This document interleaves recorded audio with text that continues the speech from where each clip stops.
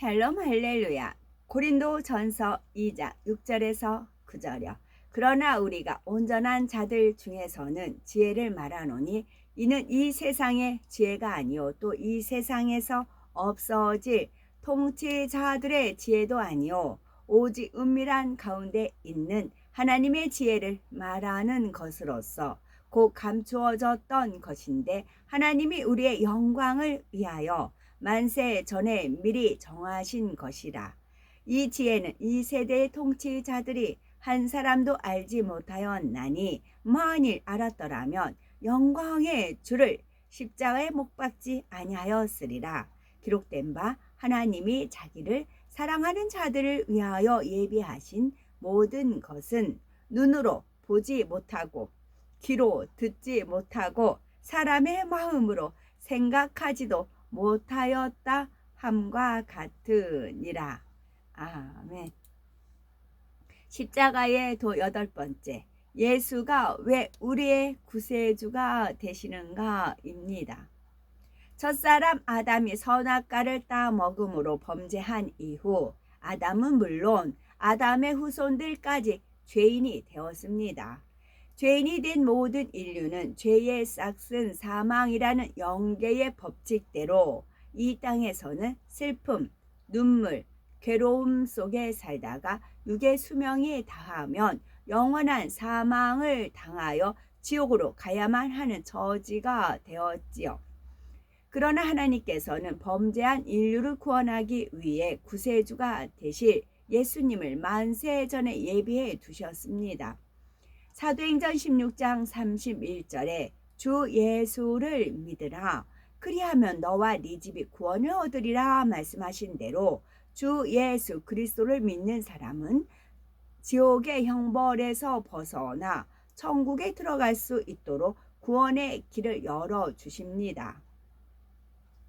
혹자는 예수 그리스도를 안 믿어도 선하게 살면 되는 것이 아닙니까? 라고 질문하지만 아무리 선하게 살았다 해도 결국은 원죄와 자본죄가 있는 죄인이기에 죄의 싹신 사망의 형벌을 피할 수는 없습니다. 또한 역사적으로 훌륭한 유인들이 많은데 왜 예수님만 구세주가 될 수 있습니까? 라고 질문을 하는 사람들도 있지요. 그러나 죄에 빠진 인류를 구원하기 위해서는 영계의 법칙에 의해 합당한 자격을 갖추어야 합니다. 구세주로서의 자격은 하나님께서 이스라엘 백성들에게 주신 율법 중에 토지 무르기 법칙에서 찾을 수가 있지요.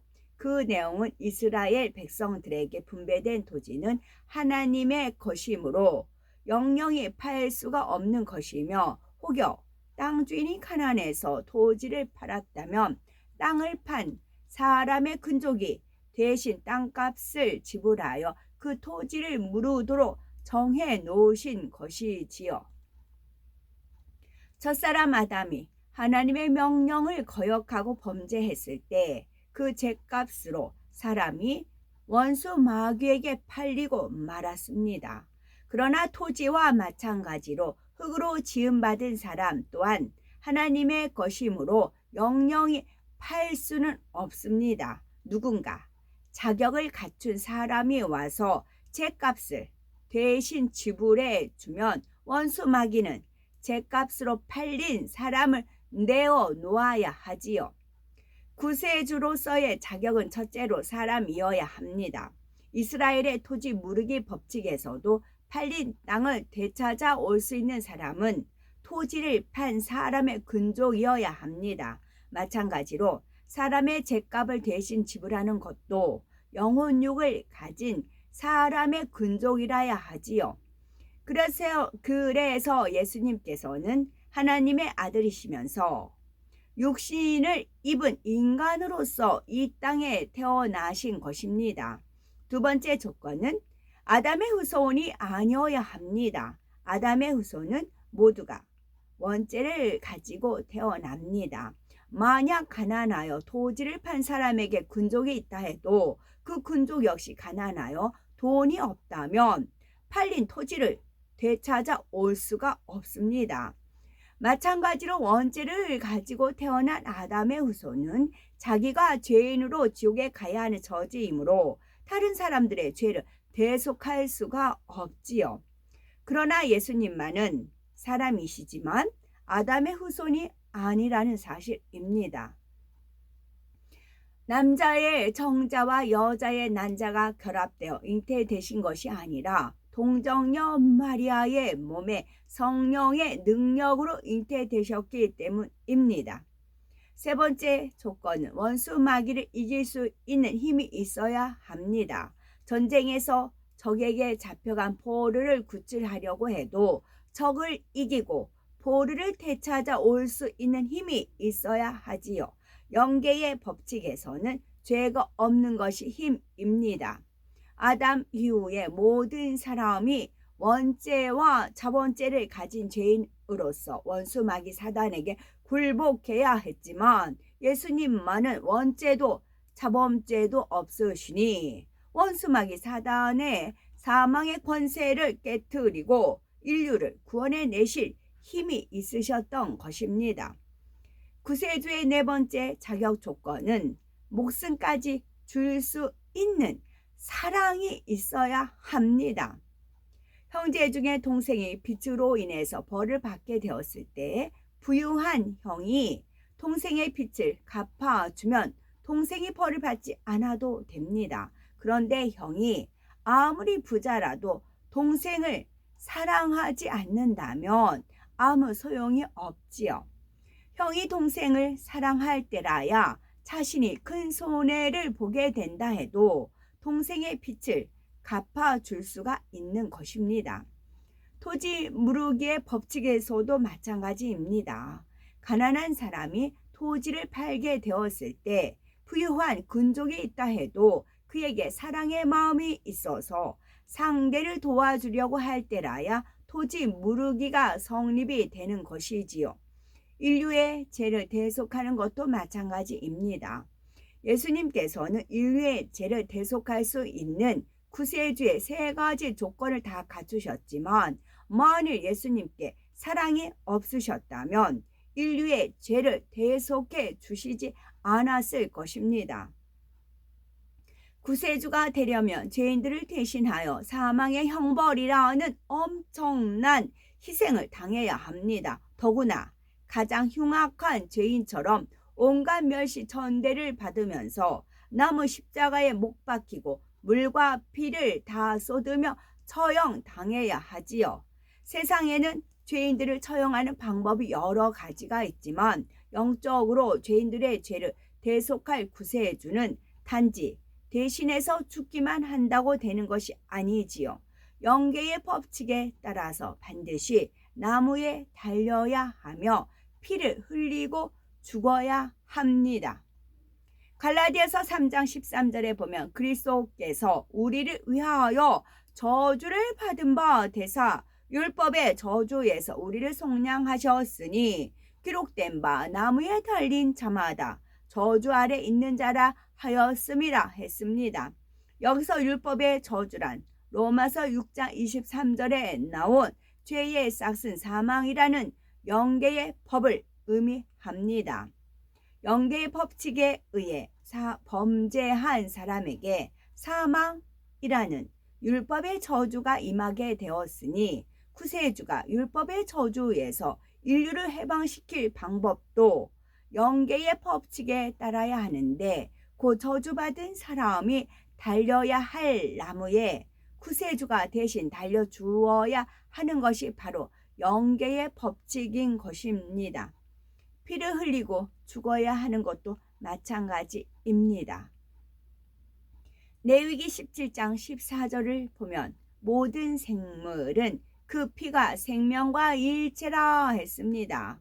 히브리서 9장 22절에도 율법을 쫓아 거의 모든 물건이 피로써 정결케 되나니 피 흘림이 없은즉 사함이 없느니라 했지요. 인류는 죄로 인해 영원한 생명을 잃었습니다. 물론 이 땅에 사는 동안은 호흡이 붙어 있고 생명이 있는 것처럼 보이지만 영원히 살 수 있는 참 생명은 잃어버렸지요. 영적으로 피는 생명과 일체이므로 구세주의 피 흘림이 있어야만 죄인들이 죄사함을 받고 생명을 얻을 수 있다는 말씀입니다. 물론 아무나 나무에 달려 피를 흘려준다고 해서 인류의 죄가 사해지는 것은 아니지요. 이미 설명한 것처럼 다른 사람의 죄값을 대속할 수 있는 피는 죄성이 전혀 없는 흠도 점도 없는 깨끗한 피라야 합니다. 그런데 죄 없는 사람이 무엇 때문에 다른 사람을 대신해서 이처럼 참혹하게 죽임을 당하려고 하겠습니까? 자신의 생명보다 상대를 더 사랑할 때라야 그런 희생을 기꺼이 치를 수가 있는 것이지요. 바로 예수님께서는 우리를 이런 사랑으로 사랑해 주신 것입니다. 예수님께서 당하신 십자가의 처형은 고대의 처형법 중에서도 가장 잔인하고 참혹한 것으로 그 고통은 상상을 초월하는 것입니다. 우리를 사랑하셨기 때문에 이런 고난의 길을 묵묵히 가셨으며 참혹한 나무 십자가를 치고 피 흘려 죽으셨습니다. 또한 하나님께서도 우리를 너무나 사랑하셨기에 독생자 아들까지 아끼지 않고 내어주셨습니다. 그래서 로마서 5장 7절에서 8절에 보면 의인을 위하여 죽는 자가 쉽지 않고 선인을 위하여 용감히 죽는 자가 혹 있거니와 우리가 아직 죄인 되었을 때에 그리스도께서 우리를 위하여 죽으심으로 하나님께서 우리에게 대한 자기의 사랑을 확증하셨느니라 했지요. 하나님께서는 흠도 티도 없으신 독생자 예수님을 우리를 위해 십자가에 내어주심으로 우리에 대한 너무나 큰 사랑을 증명하신 것입니다. 사랑하는 독생자 예수님께서 죄인들의 손에 붙잡혀 채찍에 맞으시고 나무 십자가에 못 박혀 죽으셨을 때 아버지 하나님께서는 마음에 찢어지는 고통을 당하셔야 했습니다. 그럼에도 불구하고 죄인들을 구하기 위해 독생자 아들을 내어주시고 모든 슬픔과 희생을 감당하신 것입니다. 세상의 죄인들을 위해 이러한 사랑을 줄 수 있는 사람은 없습니다. 물론 드물기는 하지만 선한 사람을 위해 혹은 서로 사랑하는 사이에서 상대를 대신하여 생명까지 희생하는 감동적인 이야기가 전해지는 경우는 있지요. 그러나 자신과 전혀 상관없는 흉악한 죄인을 위해 아무 조건 없이 생명을 내어줄 수 있는 사랑은 세상에 없습니다. 더구나 나는 상대의 병을 고쳐주고 사랑하며 선으로만 대해주는데도 나를 미워하고 욕하며 죽이고자 한다면 그런 상대를 대신해서까지 참혹한 형벌을 받겠다 할 사람은 없지요. 그러나 예수님만 그렇게 하셨습니다. 너무나 큰 사랑이 있으셨기에 죄인들을 위해 십자가 고난의 길을 가셨으며 물과 피를 다 쏟으시고 죽으셨습니다. 요한일서 4장 10절에 사랑은 여기 있으니 우리가 하나님을 사랑한 것이 아니요 오직 하나님이 우리를 사랑하사 우리 죄를 위하여 화목제로 그 아들 보내셨음이니라 했습니다. 우리를 구원하신 하나님의 사랑과 주님의 사랑은 세상 어떤 사랑과도 비교할 수가 없습니다. 우리의 생명과 소유를 다 드린다 해도 그 은혜를 능히 갚을 수가 없는 것이지요. 우리가 이 사랑을 안다면 세상 어떤 부귀와 명예를 얻는다 해도 하나님의 사랑을 저버릴 수는 없습니다. 어떠한 핍박이 온다 해도 주님의 사랑을 저버릴 수는 없으며 부모, 형제나 자녀 혹은 남편이나 아내를 하나님보다 주님보다 더 사랑할 수는 없지요. 물론 주님을 사랑하는 만큼 가족이나 다른 사람들을 사랑하지 않는 것이 아닙니다. 주님 안에서 이전보다 더 진실하고 더 깊은 영적인 사랑을 이루게 되지요. 세상의 사랑은 아무리 생명을 다해 사랑한다 말해도 결국은 자기의 유익을 쫓아 사랑하는 것이고 시간이 지나면 변질되는 것을 봅니다. 가령 한참 연애할 때는 내 생명보다 더 사랑합니다 고백하기도 하지만 시간이 지나면서 그 사랑이 식어지고 변질되어 헤어지는 경우가 많지요. 부모와 자녀 사이에도 마찬가지로 자녀들이 어릴 때는 부모님을 사랑하며 평생 효도하고 살 것 같은데 장성하여서 배우자와 자녀가 생기면 부모님은 뒷전이 되는 경우가 많습니다. 부모 역시 자신의 모든 것을 희생하며 자녀를 위해서 헌신하는 것 같지만 막상 자신의 유익에 맞지 않고 자신을 심히 서운케 하면 인연을 끊다시피 하기도 하지요. 그러나 하나님의 사랑은 변질되는 사랑도 아니요 자기의 유익을 구하는 사랑도 아닙니다. 하나님께 불순종하고 대적하는 죄인들을 위해서 독생자 아들까지 내어주신 사랑이며 자신들을 위해서 오신 구세주를 조롱하고 목박아 죽이는 죄인들에 대해서도 저들을 용서하여 주옵소서 간구하시면서 생명까지 다 내어주신 진실한 사랑입니다. 주 안에서 믿음의 형제끼리 서로 사랑하는 영적인 사랑도 세월이 갈수록 더 깊어지고 더 아름답게 숭화되는 사랑입니다. 자기 유익을 구하지 않으며 상대를 위해 생명까지 희생할 수 있는 사랑이지요. 예수님께서 구원의 길을 열어놓으셨다 해서 모든 사람들이 구원을 받는 것은 아닙니다. 전도자의 말을 믿고 예수 그리스도를 구세주로 영접하여 구원의 길로 나올 때라야 구원을 받을 수가 있습니다. 그러면 우리가 예수 그리스도를 믿는다고 해서 어떻게 구원의 길을 갈 수가 있는 것일까요? 하나님의 사랑을 저버리고 멸망으로 가는 인류를 구원하기 위해 하나님께서는 영계의 법칙에 완벽하게 부합되는 구세주를 처음부터 예비하셨습니다. 그래서 때가 이름에 예수님을 이 땅에 보내주시고 아무 죄도 없으신 독생자 예수님으로 하여금 죄인들을 대신하여 십자가의 형벌을 받게 하셨습니다. 우리에게 구원의 길을 열어주시고자 사랑하는 독생자의 생명으로 우리 생명의 값을 치러주신 것입니다. 이처럼 죄인들을 위해 독생자를 내어주신 아버지 하나님의 사랑과 우리를 위해 생명을 주신 예수 그리스도의 사랑을 마음 깊이 새기심으로써 가는 곳마다 그리스도의 향기를 바라며 많은 영혼들을 구원의 길로 인도할 수 있는 우리가 되셔야 되겠죠. 아멘.